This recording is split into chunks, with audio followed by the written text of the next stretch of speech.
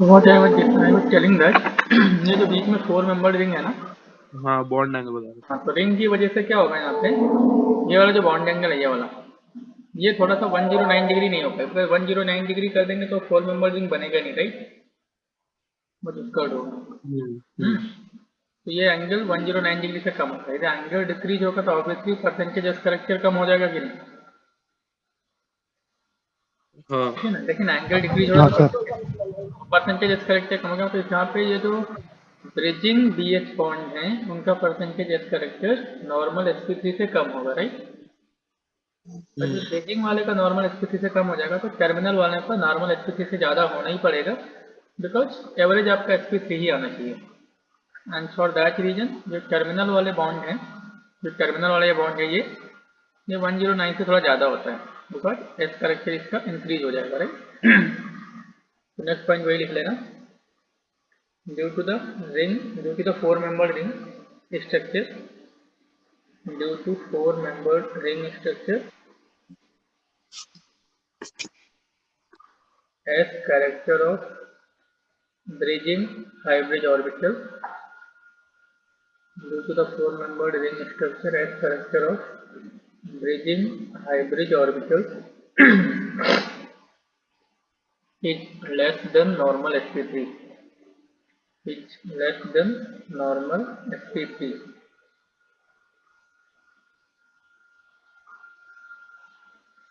okay, bracket में लिख लेना, because angle is less than 109 degree 28 minute,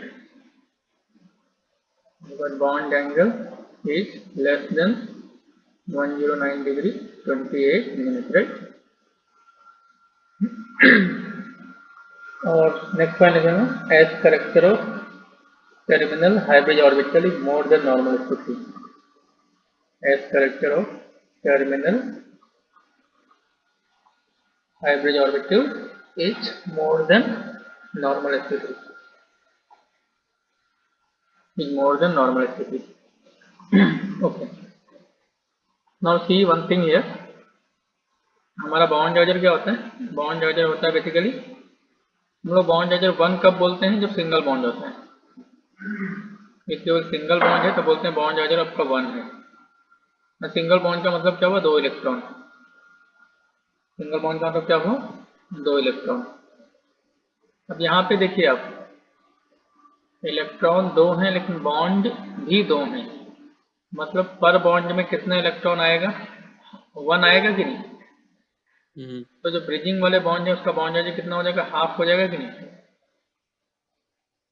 generally bond charger one कब होता है, जब दो इलेक्ट्रॉन होते हैं, राइट। फिर एक ही इलेक्ट्रॉन है तो उसको बॉन्ड चार्जर हाफ बोल देंगे, राइट।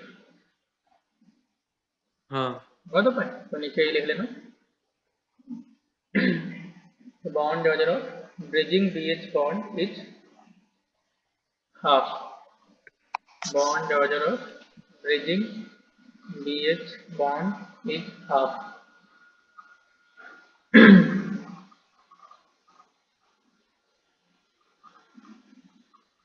वो एक इलेक्ट्रॉन रहता है इसलिए ना। उसकी वजह से दो इलेक्ट्रॉन दो बॉन्ड, तो पर बॉन्ड में कितना इलेक्ट्रॉन आएगा, वन इलेक्ट्रॉन, बॉन्ड चार्जर कितना हो जाएगा, हाफ हो जाएगा, राइट। हम्म तो बनाना बॉन्ड इसलिए बोलते हैं, इसका जो ये जो इलेक्ट्रॉन क्लाउड होता है ना ब्रिजिंग वाला, जो bridging B H B bond है इसका इलेक्ट्रॉन क्लाउड है, उसका शेप बनाना की तरह दिखता है, बस और कुछ नहीं। बनाना ऐसा दिखता है कि नहीं, इस तरह से ऐसा होता है, इस शेप से ऐसा कुछ होता है थोड़ा सा कि नहीं। हम्म तो इसे यहाँ पे जो bridging B H B bond है उसका जो इलेक्ट्रॉन क्लाउड है उसका भी शेप, इस क्रॉस सेक्शन देखेंगे तो इट विल लुक लाइक बनाना, इसलिए बनाना बॉन्ड बोल सकते हैं, ओके। चलिए, अब ये थ्री सेंटर टू इलेक्ट्रॉन, ये इस टाइप की बॉन्डिंग कुछ और मॉलिक्यूल में भी एग्जिस्ट करती है, जैसे BeH2 है, तो BeH2, तो BeH2 गैसेस स्टेट में, तो ये गैसेस स्टेट में रहता है, तो गैसेस स्टेट में इंडिविजुअल BeH2 यूनिट एग्जिस्ट करती हैं, लेकिन सॉलिड स्टेट में इंडिविजुअल BeH2 यूनिट एग्जिस्ट नहीं करती हैं, ये पॉलीमराइज होके लॉन्ग चेन बना देता है।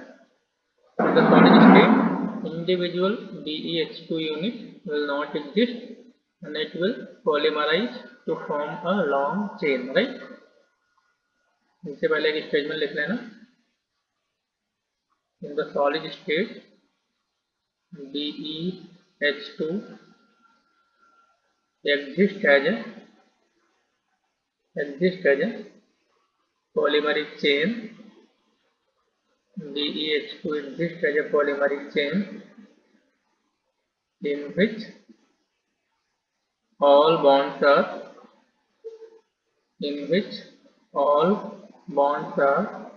free central 2 electron bonds. In which all bonds are free central 2 electron bonds. तो इस तरीके से रहता है BeH H एंड BE। ये वाला रिंग इस प्लेन में आ गया, तो जो नेक्स्ट रिंग होगा वो परपेंडिकुलर प्लेन में चला जाएगा।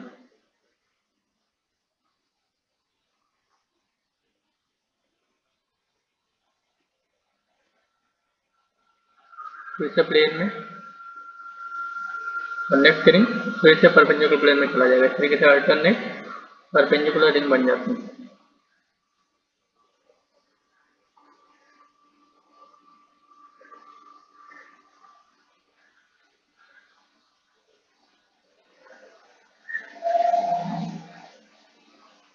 And so on.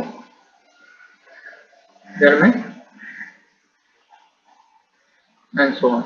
अब यहाँ पे सारे के सारे ही बॉन्ड 3 सेंटर 2 इलेक्ट्रॉन बॉन्ड है। All the bonds are 3 centre 2 electron, because जब बेरिलियम की बात करते हैं एटॉमिक नंबर कितना होता है, 4 होता है। Electronic configuration 1s2 and 2s2 है। तो इसके पास कितने वैलेंस इलेक्ट्रॉन है, 2 वैलेंस इलेक्ट्रॉन। तो कितने बॉन्ड बना सकता है मैक्सिमम, 2 ही बॉन्ड बना पाएगा, राइट, 2 बॉन्ड। दो से ज़्यादा बॉन्ड तभी बनाएगा जब कोई एटम या ग्रुप ऑफ एटम अपना लोन पेयर डोनेट करे बेरिलियम के एम्प्टी ऑर्बिटल को। अब हाइड्रोजन के पास तो लोन पेयर होता नहीं है, उसके पास तो एक सिंगल इलेक्ट्रॉन होता है, तो हाइड्रोजन तो कभी कोऑर्डिनेट बॉन्ड बना नहीं सकता। तो यहाँ पे देख सकते हैं सारे के सारे हाइड्रोजन है, इसलिए तो पक्का पता चल गया कोऑर्डिनेट बॉन्ड तो नहीं है, ठीक है। अब यहाँ पे देखिए बेरिलियम क्या हुआ, 2 ही बॉन्ड बना सकता है बिकॉज 2 ही इलेक्ट्रॉन है। नो सपोज ये वाला बेरिलियम ये 2 बॉन्ड बना लिया, और ये वाला बेरिलियम ने जैसे ये 2 बॉन्ड बना लिया, ये वाला बेरिलियम ये 2 बॉन्ड बना लिया फॉर एग्जाम्पल। तो ये जो बॉन्ड है ये किधर से आ रहे हैं, ये बॉन्ड किधर से आ रहे हैं, तो क्या होता है यहाँ पे सारे के सारे बॉन्ड ही 3 सेंटर 2 इलेक्ट्रॉन हो जाते हैं। इस बॉन्ड के जो 2 इलेक्ट्रॉन हैं इस बॉन्ड के जो 2 इलेक्ट्रॉन इस बॉन्ड के वो इसके साथ भी शेयर हो जाते हैं। इस बॉन्ड के 2 इलेक्ट्रॉन इसके साथ भी शेयर हो जाते हैं। सिमिलरली इस बॉन्ड के 2 इलेक्ट्रॉन इसके साथ भी शेयर हो जाते हैं, इस बॉन्ड के 2 इलेक्ट्रॉन इसके साथ भी शेयर हो जाते हैं एंड सो ऑन। तो इस तरीके से सारे के सारे इलेक्ट्रॉन ही 3 सेंटर 2 इलेक्ट्रॉन सारे के सारे बॉन्ड 3 सेंटर 2 इलेक्ट्रॉन बॉन्ड हो जाते हैं और ये क्रॉस लिंक्ड पॉलीमर बना लेता है। परपेंडिकुलर 4 मेंबर रिंग रहती है, एक प्लेन में, दूसरा परपेंडिकुलर, फिर प्लेन में, फिर perpendicular and so on, right. ये बात समझ आ गई।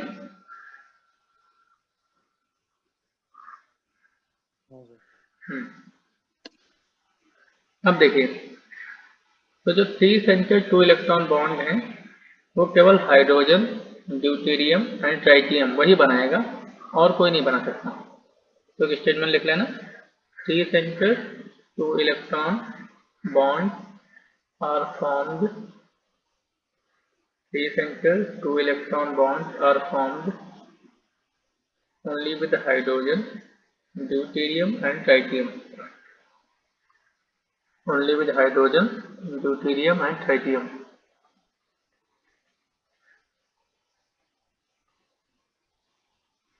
क्लियर।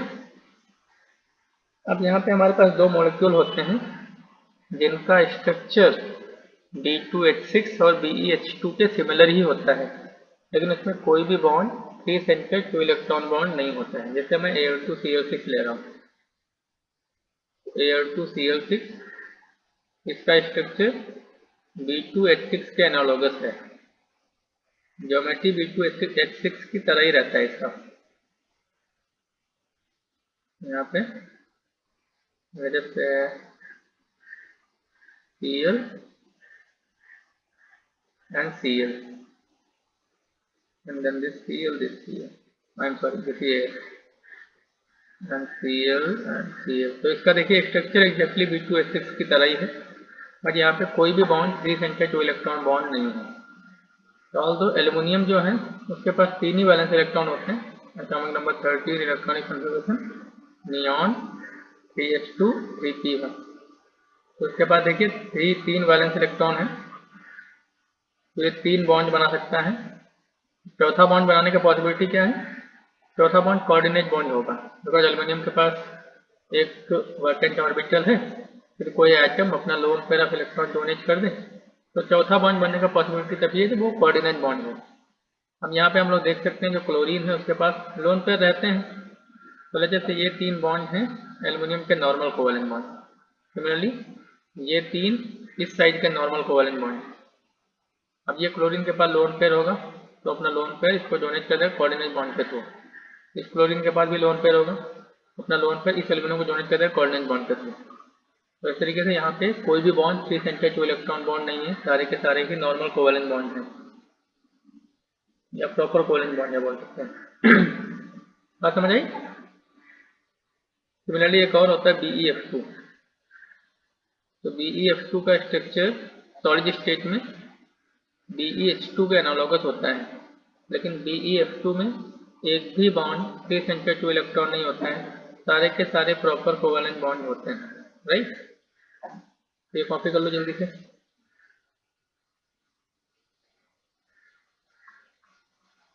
सर BH2 में होता है कि नहीं?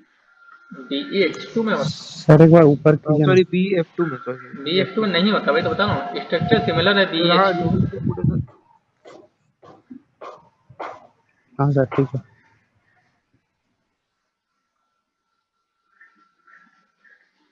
चलिए, तो BeF2 का स्ट्रक्चर BeH2 के सिमिलर है, बट इसमें एक भी 3 सेंटर 2 इलेक्ट्रॉन बॉन्ड नहीं है।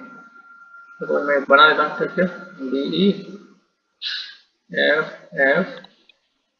BE and then F BE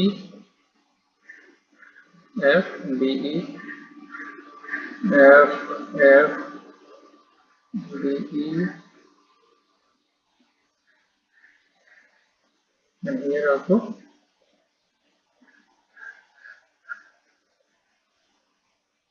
no C. यहाँ पे क्या है? जैसे ये दोनों बॉन्ड बेरिलियम का वैलेंसी 2 होता है, ये दोनों नॉर्मल बॉन्ड है, ये दोनों भी नॉर्मल कोवेलेंट बॉन्ड है, ये दोनों भी नॉर्मल कोवेलेंट बॉन्ड है। अब देखिए क्या है, अब इस फ्लोरीन के पास लोन पेयर है कि नहीं, तो अपना लोन पेयर इसको डोनेट कर दिया कोऑर्डिनेट बॉन्ड के थ्रू। इसके पास भी लोन पेयर डोनेट कर दिया कोऑर्डिनेट बॉन्ड के थ्रू। ऐसे ये वाला इसको डोनेट कर देगा, ये वाला इसको डोनेट कर देगा एंड सो ऑन। तो यहाँ पे एक भी बॉन्ड 3 सेंटर 2 इलेक्ट्रॉन बॉन्ड नहीं है, सारे के सारे ही प्रॉपर कोवेलेंट बॉन्ड हैं। ऑल्दो इसका स्ट्रक्चर BeH2 के सिमिलर है, एनालॉगस है, बट बॉन्ड डिफरेंट है। ठीक है, बात समझ आ गई? चलिए,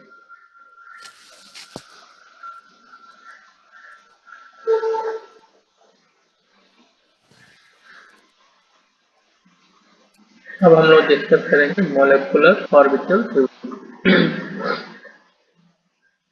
मॉलिक्यूलर ऑर्बिटल बहुत ही आसान है, वहां से एक क्वेश्चन पक्का आता है। मॉलिक्यूलर ऑर्बिटल थ्योरी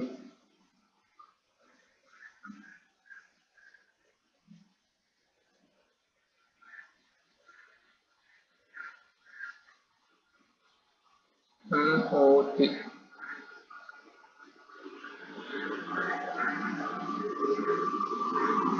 ये मॉलिक्यूलर ऑर्बिटल थ्योरी क्या बोलती है? जब भी कोई दो एटम एक दूसरे के साथ कंबाइन होते हैं टू फॉर्म अ मॉलिक्यूल, एक मॉलिक्यूल बनाने के लिए जब दो एटम आपस में कंबाइन होते हैं, तो एक एटम की ऑर्बिटल दूसरे एटम की ऑर्बिटल के साथ मिक्स हो जाती हैं, और मिक्सिंग होने के बाद सारा एनर्जी मिक्स हो गया। अब एनर्जी मिक्स होने के बाद एनर्जी का रिडिस्ट्रीब्यूशन होता है, एंड नई ऑर्बिटल बन जाती हैं, जिनको हम लोग क्या बोल देते हैं, मोलिकुलर ऑर्बिटल। अब ये सुनने में तो हाइब्रिडाइजेशन जैसा लग रहा है, लेकिन ये हाइब्रिडाइजेशन से काफ़ी अलग है। हाइब्रिडाइजेशन में क्या होता था, किसी गिवन एटम्स की ऑर्बिटल आपस में इंटरमिक्स होती थी। एक एटम की ऑर्बिटल दूसरे एटम की ऑर्बिटल के साथ मिक्स नहीं होती थी, राइट। इस पॉइंट को मैं 2-3 बार लिखाया था वहाँ पे। लेकिन यहाँ पे क्या हो रहा है, एक एटम की ऑर्बिटल दूसरे एटम्स की ऑर्बिटल के साथ मिक्स हो रही हैं during the formation of the bond. जबकि हाइब्रिडाइजेशन में क्या होता था, मिक्सिंग होती थी केमिकल बॉन्ड फॉर्मेशन से पहले। पॉइंट दोनों में डिफरेंस समझ आए, एक ही जैसा तो नहीं लग रहा है ना। हाँ हाँ समझ गया। तो पहले स्टेटमेंट लिख लेना, when two atoms combine with each other to form molecule, then when two atoms combine together to form molecule, then then atomic orbital of one orbital intermixes with those of another, then atomic orbitals of one atom intermixes with those of another atom, then atomic orbitals of one atom intermix with the atomic orbital of another atom, comma, redistribution of energy takes place.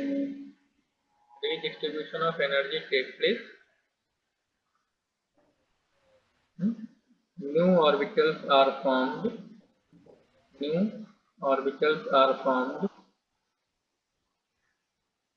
Which are known as hybrid orbitals. Which are known as molecular orbitals. And molecular orbital को अभी से हम लोग short में MO लिखेंगे, MO, right. ठीक है। And यहाँ पे भी केवल वही एटॉमिक ऑर्बिटल आपस में इंटरमिक्स हो सकती हैं जिनकी एनर्जी कंपेरेबल हो, मतलब जिनकी एनर्जी नियरली सेम हो, राइट। तो write down, only those atomic orbitals can form MO. Only those atomic orbitals can form MO. Only those atomic orbitals can form MO whose energies are comparable. Whose energies are comparable. Whose energies are comparable, right? और यहाँ पे भी जितनी atomic orbital आपस में intermix होती हैं उतनी ही नई मॉलिक्यूलर ऑर्बिटल्स बन जाती हैं। यदि 2 इंटरमिक्स होंगी 2 नहीं बनेगी, 4 इंटरमिक्स होंगी 4 नहीं बनेगी। Write down, number of molecular orbitals formed, number of molecular orbitals formed is equal to the number of atomic orbitals intermixed. Number of molecular orbitals formed is equal to the number of atomic orbitals intermixed. Next point लिखना। अब यहाँ पे 2 type की orbital बनती हैं। देखो तो मैं आपको थोड़ा एक्सप्लेन कर देता हूँ। मैंने आपको बताया था कि ऑर्बिटल को हम लोग वेव फंक्शन से रिप्रेजेंट कर सकते हैं। तो जैसे से ये एक एटॉमिक ऑर्बिटल हुआ एंड दूसरा एटॉमिक ऑर्बिटल जैसे ये है, और दोनों लेजर से सेम फेज में है। फेज तो आप लोग समझते होंगे, सेम फेज मतलब बहुत सारे सेम फेज। जब सेम फेज में कंबाइन होगी तो उनके एम्पलीट्यूड बढ़ जाते हैं, इस तरीके से एम्पलीट्यूड बढ़ जाएगा। This is known as constructive interference, right. हाँ सर। Constructive interference. और उसके बाद यदि वो आउट ऑफ फेज है तब उनका एम्पलीट्यूड कम हो जाएगा, या यदि कंप्लीटली आउट ऑफ फेज है 180 डिग्री पे तो 0 हो जाएगा, राइट। ये आउट ऑफ फेज होंगी तो ये एम्पलीट्यूड हो गया 0, राइट। तो इसको बोलते हैं हम लोग डिस्ट्रक्टिव इंटरफेरेंस, डिस्ट्रक्टिव इंटरफेरेंस। तो जो एटॉमिक ऑर्बिटल ओवरलैप होती हैं तो दो टाइप की ऑर्बिटल बनती हैं। One molecular orbital is formed as a result of constructive interference and another molecular orbital is formed as a result of destructive interference. तो जो कंस्ट्रक्टिव इंटरफेरेंस से बनता है उसको हम लोग बोलते हैं bonding molecular orbital, bonding MO, and the molecular orbital formed as a result of destructive interference anti bonding molecular orbital. ठीक है, कॉपी कर लो इसको।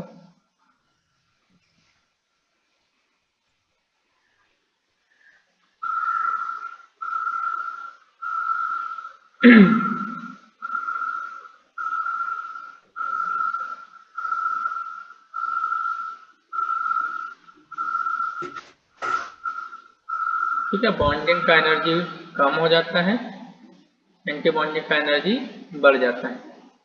Bonding lead to the formation of a chemical bond, anti bonding lead to the dissociation of a chemical bond. Bonding if the electron enters into the bonding MO, a chemical bond is formed and the stability of molecule increases. If electron enters into anti-bonding molecular orbital, a chemical bond is dissociated and stability of molecule decreases. Right?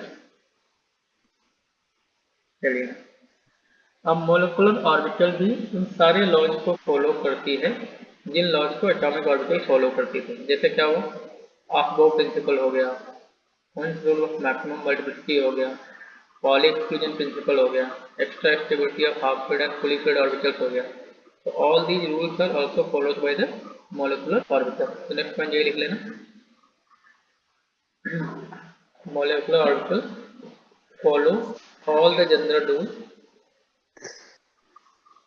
molecular orbital follow all the general rules, molecular orbitals follow all the general rules followed by atomic orbitals, followed by atomic orbitals. Within the bracket you can write down of-bow principle, Pauli exclusion principle, Hund's rule of maximum multiplicity,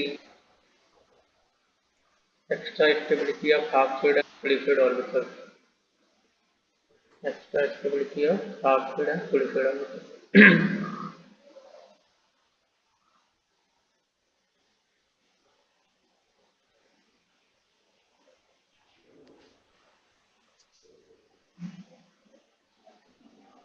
ठीक है,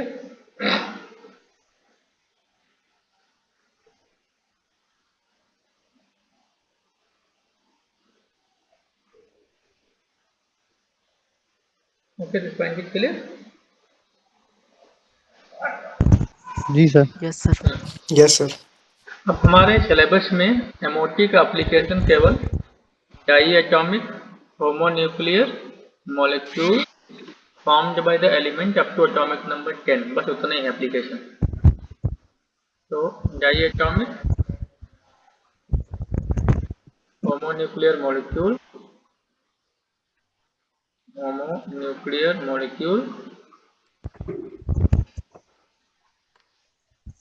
up to atomic number 10, इतना ही application हमारे syllabus में है बस।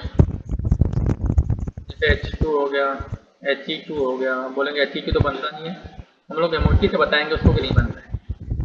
Li2 हो गया, Be2 हो गया, D2 हो गया, C2 हो गया, N2 हो गया, O2 हो गया, F2 हो गया एंड Ne2 हो गया। तो बस इतने में ही एप्लीकेशन है हमारा। फिर कुछ कुछ बीच में वैसे हेट्रो एटॉमिक मॉलिक्यूल भी आ जाते हैं, जैसे NO हो गया, CO हो गया। तो इन सब में भी हम लोग अप्लाई कर सकते हैं, बिकॉज यहाँ पे भी टोटल नंबर ऑफ इलेक्ट्रॉन 20 से कम ही है, राइट।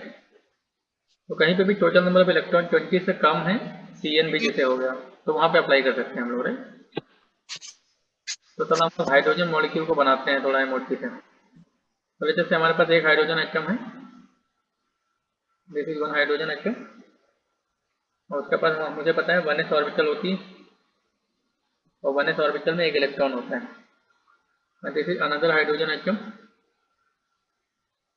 उसके पास भी 1s ऑर्बिटल है, उसमें भी एक इलेक्ट्रॉन है। अब जब ये इंटरमिक्स होती हैं, इंटरमिक्सन में मोलेकुलर ऑर्बिटल बनता है, तो दो मोलेकुलर ऑर्बिटल बनेंगी, एक बनेगा बॉन्डिंग, एक बनेगी एंटी बॉन्डिंग। तो बॉन्डिंग वाले का एनर्जी कम हो जाता है, एंटी बॉन्डिंग वाले का बढ़ जाता है। एक एमओ बनेगी जिसका एनर्जी कम हो जाएगा, और दूसरी एमओ बनेगी जिसका एनर्जी बढ़ जाएगा, राइट।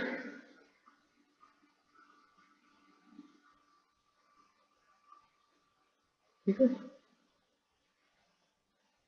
तो यहाँ पे ये 1s है, तो इसीलिए ये आपका है बॉन्डिंग एमओ, ऊपर वाला है एंटी बॉन्डिंग एमओ।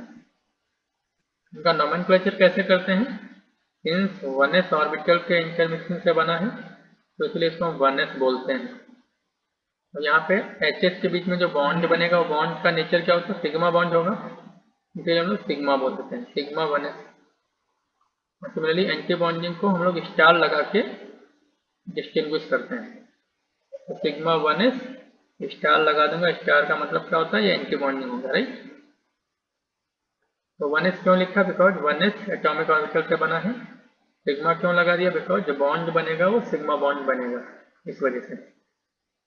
अब ये दो ऑर्बिटल हो गई, आपके पास इलेक्ट्रॉन टोटल कितने हैं, 2 इलेक्ट्रॉन है कि नहीं, एंड आपको उन दोनों इलेक्ट्रॉन्स को फिलअप करना है। तो अकॉर्डिंग टू द ऑफ-बोव प्रिंसिपल, पहले इलेक्ट्रॉन हम लोग लोअर एनर्जी ऑर्बिटल में डालते हैं, तो मैंने एक इलेक्ट्रॉन डाल दिया। उसके बाद अकॉर्डिंग टू द हुइन्स रूल, उसके बाद दूसरा इलेक्ट्रॉन भी इधर ही चला जाएगा, बिकॉज ऊपर वाले की एनर्जी ज़्यादा है, तो जब तक लोअर एनर्जी ऑर्बिटल पूरा भर नहीं जाता है, तब तक हम लोग हाई एनर्जी ऑर्बिटल में नहीं जाते हैं ना। तो दोनों के दोनों इलेक्ट्रॉन बॉन्डिंग मोलेकुलर ऑर्बिटल में आ गए, राइट। अब देखिए यहाँ पे एंटी बॉन्डिंग का एनर्जी में जितना डिक्रीज होता है, सॉरी, बॉन्डिंग के एनर्जी में जितना डिक्रीज होता है, एंटी बॉन्डिंग के एनर्जी में उतना ही इंक्रीज होता है। Decrease in the energy of bonding molecular orbital is equal to the increase in the energy of anti bonding molecular orbital, right. अब यदि मैं H2 मॉलिक्यूल का बॉन्ड एनर्जी कैलकुलेट करूं, बॉन्ड एनर्जी का मतलब क्या होता है, किसी पर्टिकुलर बॉन्ड को ब्रेक करने के लिए जितना एनर्जी अप्लाई करना पड़े, या फिर हम लोग ऐसे ही बोल सकते हैं, जब कोई पर्टिकुलर बॉन्ड बनता है तो जितना एनर्जी रिलीज होगा वो दोनों इक्वली होंगे। जब बॉन्ड बनता है तब एनर्जी रिलीज होती है, जब बॉन्ड को तोड़ना पड़ता है तो एनर्जी सप्लाई करना पड़ता है, बट मैग्नीट्यूड बराबर ही होगा। अब यहाँ पे देखिए बॉन्ड बन रहा है, तो यहाँ पे देख सकते हैं पहले एनर्जी लेवल क्या था, यहाँ पे था एनर्जी लेवल, अभी एनर्जी डिक्रीज हो गई डेल्टा से, तो यहाँ पे सिंस 2 इलेक्ट्रॉन का एनर्जी डिक्रीज हुआ, इसलिए हम 2 डेल्टा लिख देते हैं। Decrease in the energy delta, since there are 2 electrons, इसलिए हम लोग क्या लिख देते हैं, 2 डेल्टा। एंड फिर यहाँ से हम लोग माइनस पी भी कर देंगे। ये माइनस पी क्यों कर रहा हूँ, बिकॉज किसी इलेक्ट्रॉन को सेम ऑर्बिटल में पेयर अप कराने के लिए आपको कुछ ना कुछ एनर्जी सप्लाई भी करना पड़ेगा ना। 2 डेल्टा के अमाउंट, 2 डेल्टा के इक्विवेलेंट एनर्जी रिलीज हो रही है। Now to pair up the electron in the same orbital, आपको ऑब्वियसली एनर्जी सप्लाई करना पड़ेगा। जैसे ऑर्बिटल में एक इलेक्ट्रॉन आ गया, अब आप दूसरा इलेक्ट्रॉन को घटाना चाहते हैं, तो रिपेल करेगा ना, जो एग्जिस्टिंग इलेक्ट्रॉन है वो रिपेल करेगा। इस रिपल्सन को ब्रेक करने के लिए आपको थोड़ा सा एनर्जी सप्लाई करना पड़ेगा, ठीक है। तो जो सप्लाइड एनर्जी है उसको मैं रिलीज एनर्जी से सब्ट्रैक्ट कर दे रहा हूँ, तो मुझे पता चल जाएगा कितना नेट एनर्जी में रिलीज हुआ, और जो नेट एनर्जी में रिलीज हुआ वही आपके हाइड्रोजन का बॉन्ड एनर्जी हो जाएगा। ये कहानी समझ आई कि नहीं?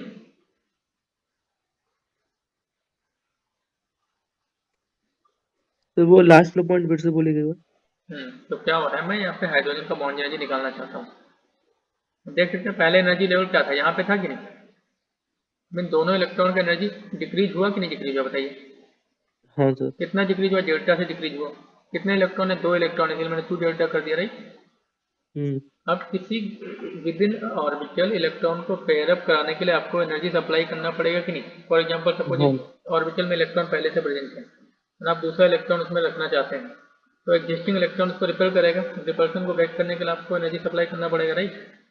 तो इलेक्ट्रॉन को पहले फुलाने के जो आपको एनर्जी सप्लाई करना पड़ रहा है, उसको जो एनर्जी रिलीज हो रहा है उससे सब्ट्रैक्ट कर देंगे, तो आपको पता चल जाएगा कितना नेट एनर्जी रिलीज हो रहा है। और जो नेट एनर्जी में रिलीज हो रहा है वही आपका बॉन्ड एनर्जी है, राइट। हाँ इस पॉइंट क्लियर? हाँ ठीक। ठीक है, यहाँ पे डेल्टा क्या है, कॉपी कर लेना इसको आप। डेल्टा क्या है? डेल्टा इज डिक्रीज और इंक्रीज, बिकॉज दोनों इक्वल होते हैं। डिक्रीज और increase in the energies of bonding MO and anti-bonding MO respectively. In energies of bonding molecular orbital and anti-bonding molecular orbital respectively. And what is P? P is known as pairing energy. It is known as pairing energy. And what is pairing energy? It is the energy required to pair up the electron within same orbital. Energy required to pair up the electron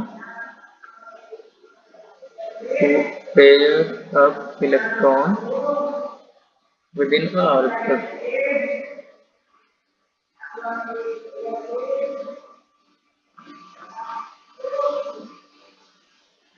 Within an orbital. And B is the bond energy of H2 molecule. Bond energy of HH bond. HH bond. Okay.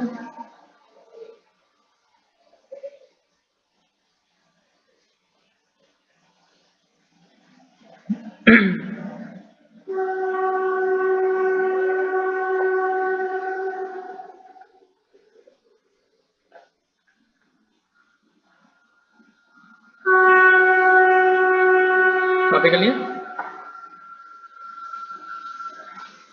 हाँ sir. हाँ sir.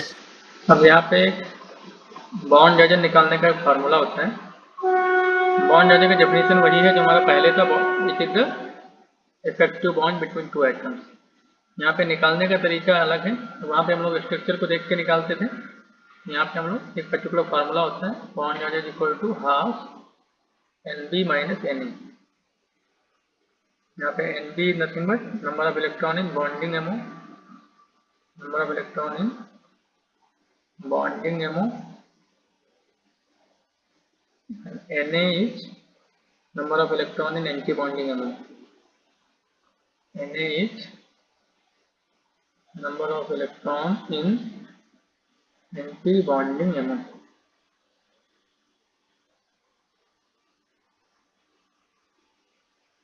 Okay, देखिए hydrogen का bond energy निकालना है, तो half number of electron in the bonding is 2, number of electron in anti bonding में 0, तो bond energy कितना हो गया 1। और मुझे पता भी हाइड्रोजन में सिंगल बॉन्ड होता है।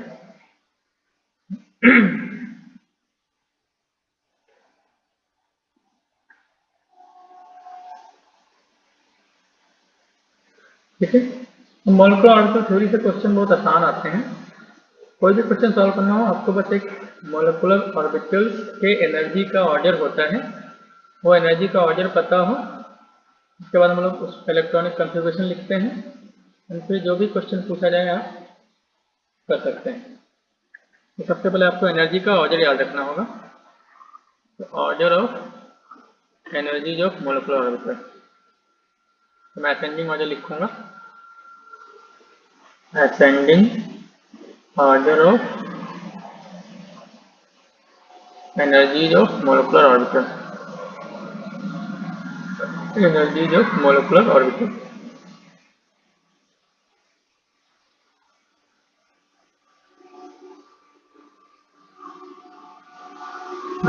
तो यहाँ पे मैं ऑर्डर लिख दे रहा हूँ, sigma 1s2 1s, sigma star 1s, sigma 2s, sigma star 2s, phi 2px is equal to phi 2py, pi 2px is equal to pi 2py, then sigma 2pz pi star 2px is equal to pi star 2py, pi star 2py, and then sigma star 2pz. ये आपका ascending order हो गया। Sir बताइए। Sir ये तो N2 तक ही applicable होगा। Yes, this order is applicable only up to N2, बाकी के लिए थोड़ा चेंज आता है। इनका इक्वल है, sorry, so this order is applicable only up to N2. This order is applicable only up to N2. इसका मतलब क्या है? only up to total number of electron 14. Only up to N2 for higher molecule or for heavier atoms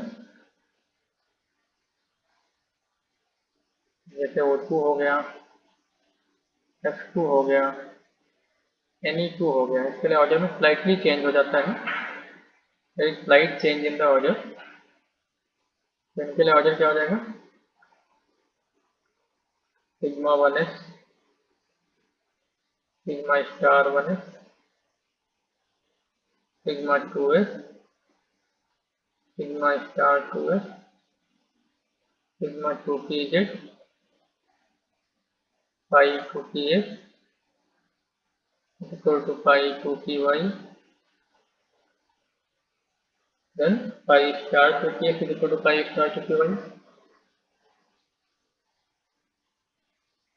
pi star 2px is equal to pi star 2py greater than sigma star 2pz। ये हो जाता है हमारा O2 F2 और Ne2 का। थोड़ा change हो गया यहाँ पे, देखिए सिग्मा 2pz यहाँ पे था, वो उठ के यहाँ पे आ गया बस। ये यहाँ पे थोड़ा चेंज हो गया, राइट। इसको कॉपी कर लीजिए।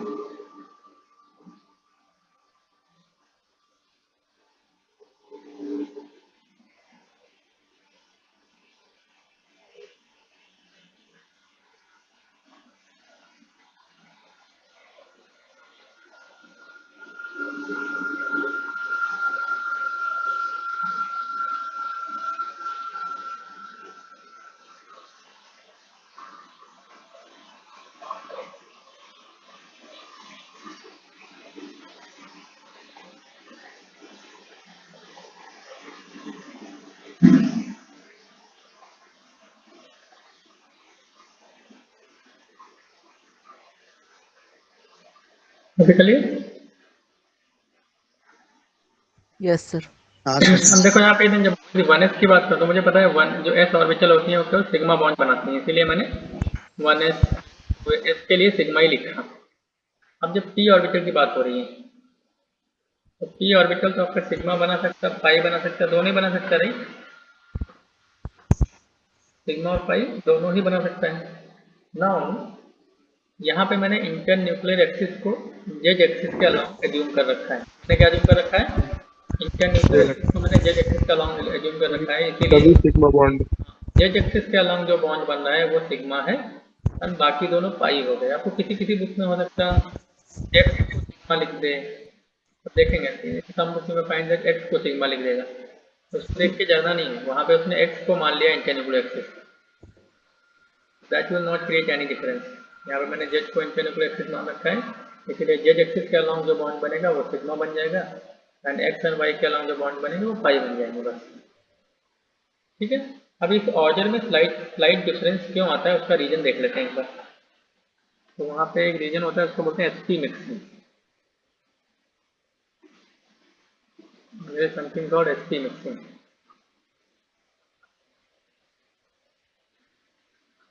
sp mixing.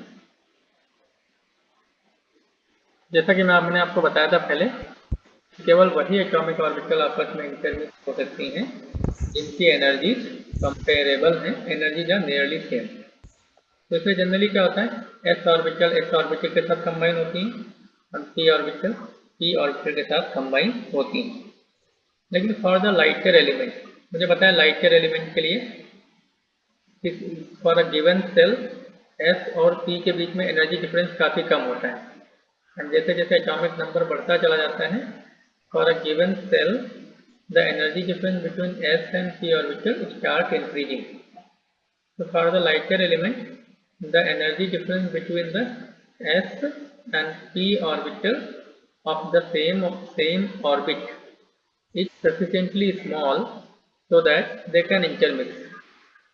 इसलिए लाइटर एलिमेंट में s ऑर्बिटल और p ऑर्बिटल का इंटरमिक्सिंग हो जाता है और उसी को हम लोग sp मिक्सिंग बोलते हैं। और उस sp मिक्सिंग की वजह से ही अप टू नाइट्रोजन ऑर्डर ये आ जाता है। Sigma 2p actually logically speaking sigma 2p यहाँ पे होना चाहिए था, बिकॉज यदि आप सिग्मा बॉन्ड की बात करें और पाई बॉन्ड की बात करें तो सिग्मा बॉन्ड स्ट्रांग होता है और पाई बॉन्ड वीक होता है, तो सिग्मा का एनर्जी कम होगा और पाई का एनर्जी ज़्यादा होगा। तो लॉजिकली स्पीकिंग ये जो सिग्मा 2p है ये पाई 2px एंड पाई 2py के पहले आना चाहिए, लेकिन ये बाद में चला गया। तो इसका रीजन होता है sp मिक्सिंग। Up to nitrogen the 2s orbital intermixes with the 2p orbital, और उस इंटरमिक्सिंग की वजह से एनर्जी में थोड़ा सा रीडिस्ट्रीब्यूशन हो जाता है। और वो कैसे होता है मैं करके दिखा रहा हूँ आपको। तो पहले थोड़ा सा एक दो पॉइंट लिख लेना इसमें।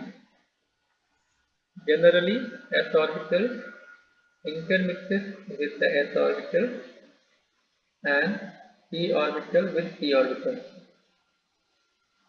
and p orbital with p orbital.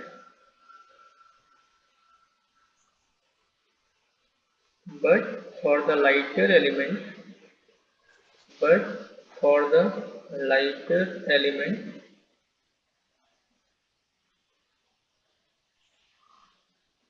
Bracket में लिखा है ना up to n2,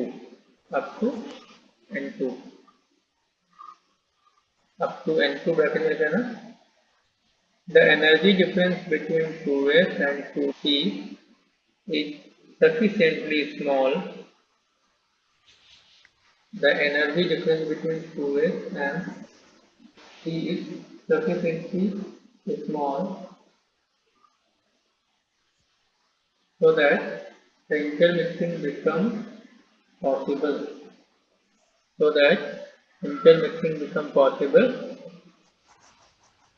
Which is known as sp mixing.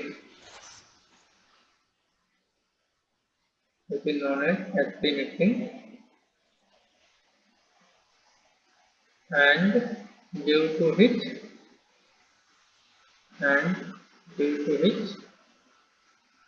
the energy of sigma 2p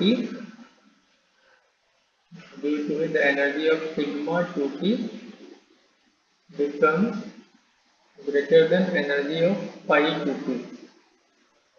Due to which energy of sigma 2p becomes greater than energy of pi 2p. ठीक है, तो मैं करके दिखा रहा हूँ, थोड़ा सा फिगर बना के आपको दिखा रहा हूँ।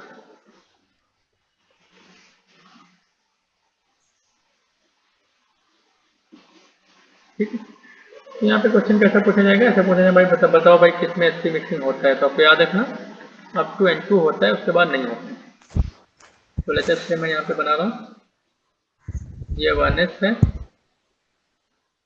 और ये 1s है, यहाँ पर मिक्सिंग हुई तो बना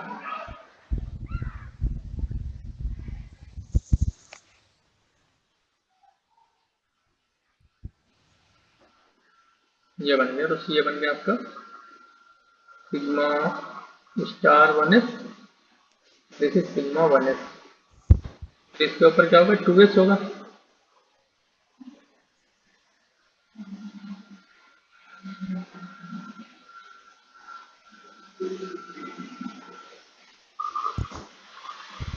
ये है सिग्मा स्टार 2s और दिस इज सिग्मा 2s, और फिर इसके ऊपर होगा 2p। तो 2p में 2 हैं,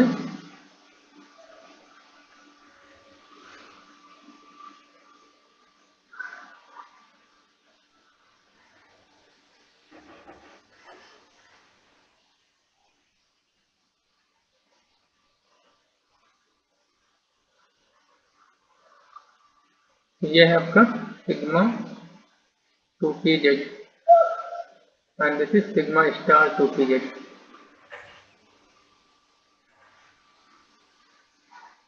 above one is sigma star 2pz।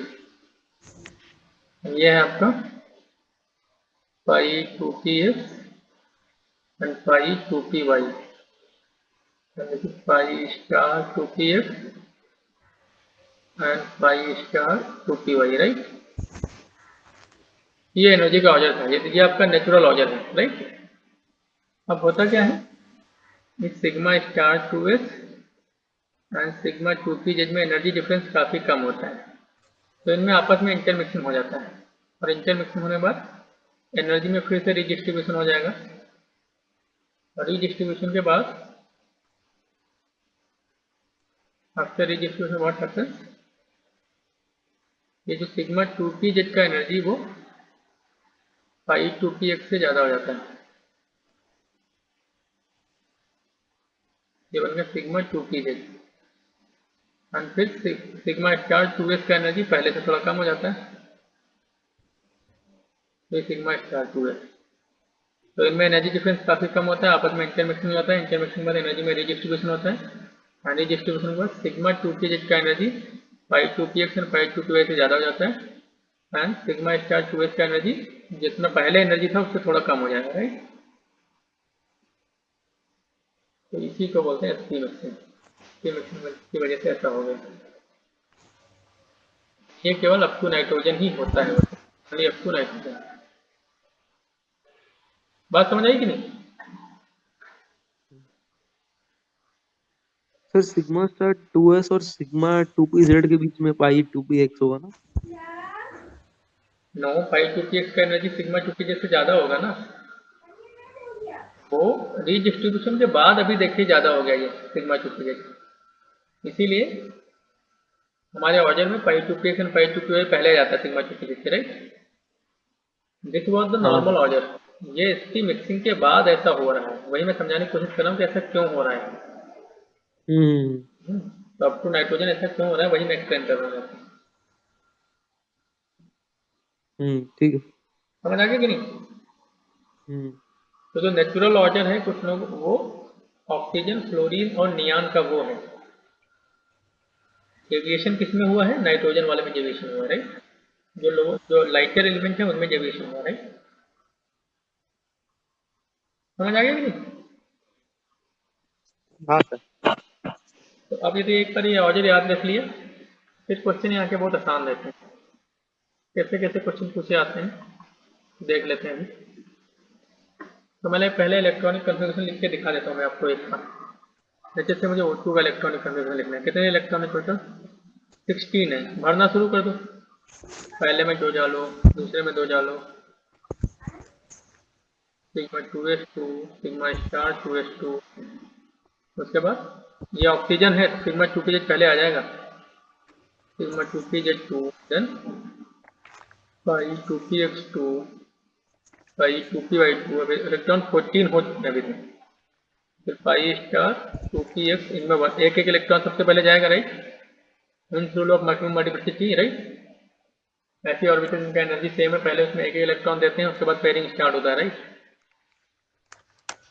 तो इसलिए यहाँ तक 14 इलेक्ट्रॉन हो गए, 2 4 6 8 10 एंड 12 14, हमारे पास 2 ही बचे। मुझे पता है pi star 2px and pi star 2py का एनर्जी बराबर होता है, तो उसमें पहले एक एक इलेक्ट्रॉन दूंगा, और इलेक्ट्रॉन आएंगे तब पेयरिंग करूंगा। ये हो गया इलेक्ट्रॉनिक कन्फिग्रेशन। अब इसका बॉन्ड एजेंट निकालना है तो निकाल लीजिए, हाफ NB माइनस NA होता है NB माइनस NA।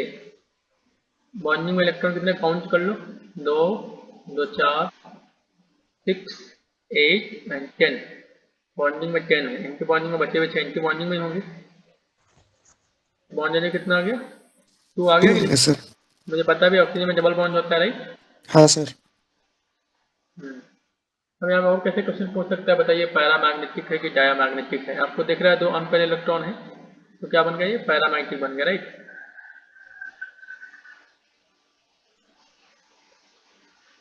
फिर एक छोटा सा कंसेप्ट और होता है जिसको बोलते हैं हम लोग होमो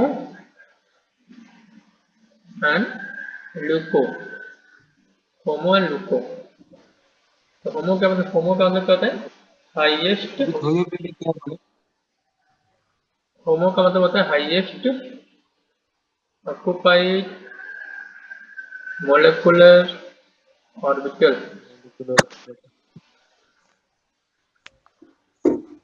अब यहाँ पे होमो बताइए क्या है, होमो यहाँ पे है pi star 2p Y, right. यहाँ पे पाई स्टार 2p वाई होमो है, वाई लिखने की जरूरत नहीं, बस पाई स्टार 2p से ही काम चल जाता है। ल्यूको का मतलब होता है lowest unoccupied molecular orbital. LUMO होता है ना? हाँ वही, ल्यूको नहीं, लूमो, यस, मोलेकुलर ऑर्बिटल। ये क्या हो जाएगा आपका, ये हो जाएगा आपका sigma star 2s, sorry 2p, sigma star 2p, right. ये हो जाएगा लोवेस्ट अनऑक्युपाइड मोलेकुलर ऑर्बिटल। और इसके बाद नेक्स्ट ऑर्बिटल कौन सी आएगी, सिग्मा स्टार 2p जाएगा कि नहीं, तो उसमें एक भी इलेक्ट्रॉन नहीं है। लोवेस्ट अनऑक्युपाइड मोलेकुलर ऑर्बिटल क्या है, sigma star 2p Z. Paramagnetic है कि डायामैग्नेटिक है, बॉन्ड चार्जर पूछ सकता है। तो ऐसे डिफरेंट डिफरेंट क्वेश्चन पूछे जा सकते हैं यहाँ से, ठीक है। तो चलिए कैसे डिफरेंट डिफरेंट क्वेश्चन पूछे जाते हैं उनको डिस्कस कर लेते हैं। तो नीचे हेडिंग डालना एप्लीकेशन, एप्लीकेशन ऑफ एमओ।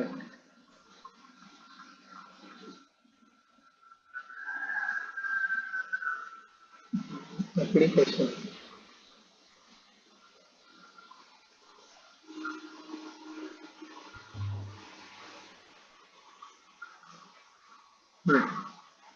यहाँ पे देखिए पहला एप्लीकेशन होता है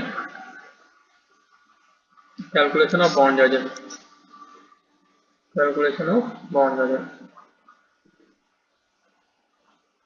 तो उसका हमको फार्मूला पता है, उसके हेल्प से निकाल देंगे, right. Bond charger is equal to half ND N A, right. इस तरीके से हम लोग निकाल सकते हैं उसका बॉन्ड चार्जर, राइट। नेक्स्ट होता है projection of existence of molecule, projection of existence of molecule.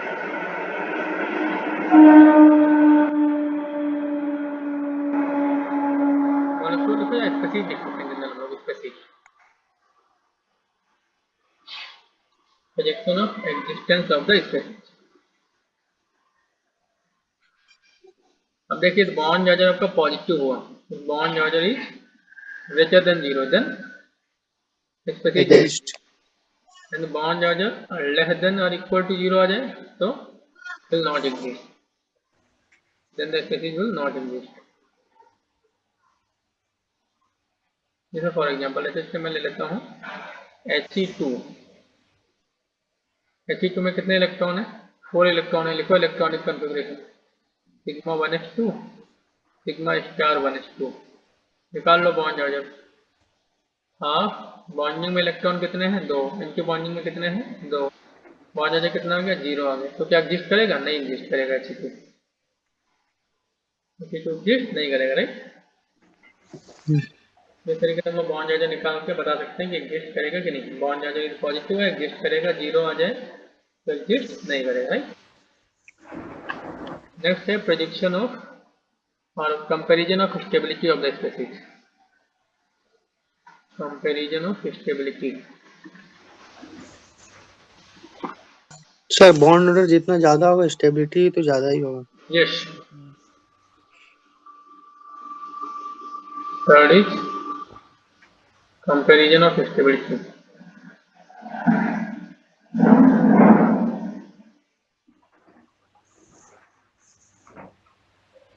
So higher is the bond charger, higher will be the stability.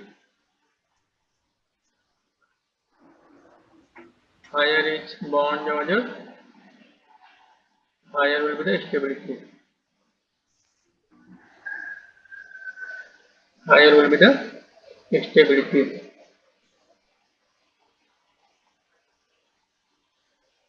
Let's say दो स्पीसीज हैं जिनका बॉन्ड जो बराबर आ जाए, तब क्या करेंगे?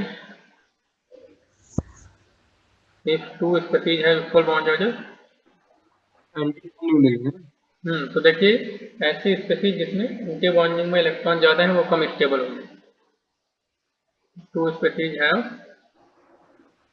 इक्वल बॉन्ड जो then one with more number of electron in anti-bonding MO, more number of electron in anti-bonding MO will be less stable, will be less stable. For example, suppose I have H2 plus and H2 minus. लिख लो सबका electronic conformation तुरंत से. इसमें कितने electron? 2. इसमें कितने? 1. इसमें कितने? 3. Electronic confirmation sigma 1s2. इसका इलेक्ट्रॉनिक कन्फर्मेशन सिग्मा 1s1. इसका इलेक्ट्रॉनिक कन्फर्मेशन सिग्मा 1s2 और सिग्मा स्टार 1s1. निकालो bond charger.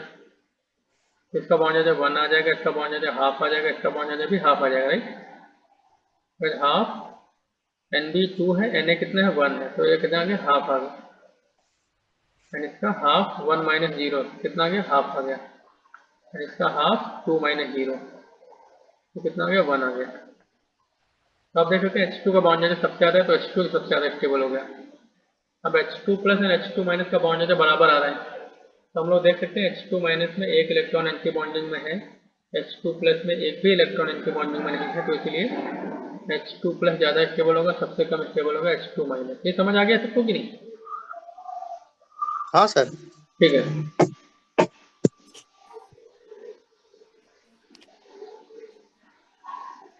Clear? Yes, sir. Next पूछा जा सकता है आपका comparison of bond length and bond strength.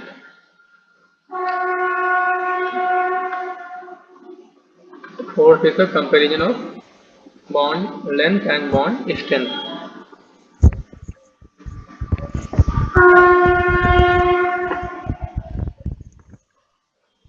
Fourth one is comparison of bond length and bond strength.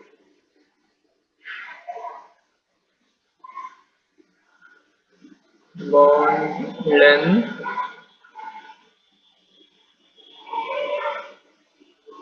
and bond strength.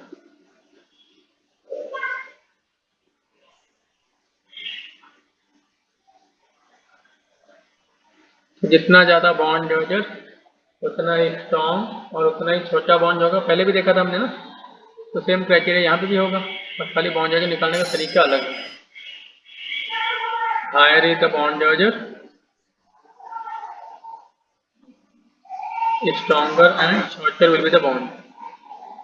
Stronger and shorter will be the bond. Stronger and shorter will be the bond.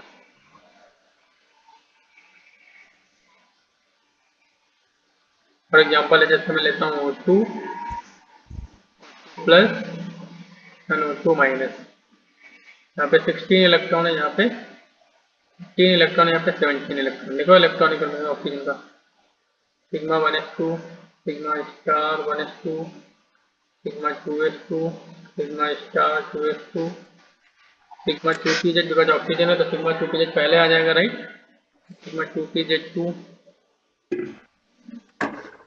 and sigma star, I am sorry, pi 2px 2, pi 2py 2 and then pi star 2px 1 and pi star 2py 1. ये तो हो गया O2 का. अब O2 plus का लिखना है तो यहाँ तक तो कहानी सेम हो जाएगी, राइट? एक इलेक्ट्रॉन कम हो गया ना, तो अप टू दिस स्टोरी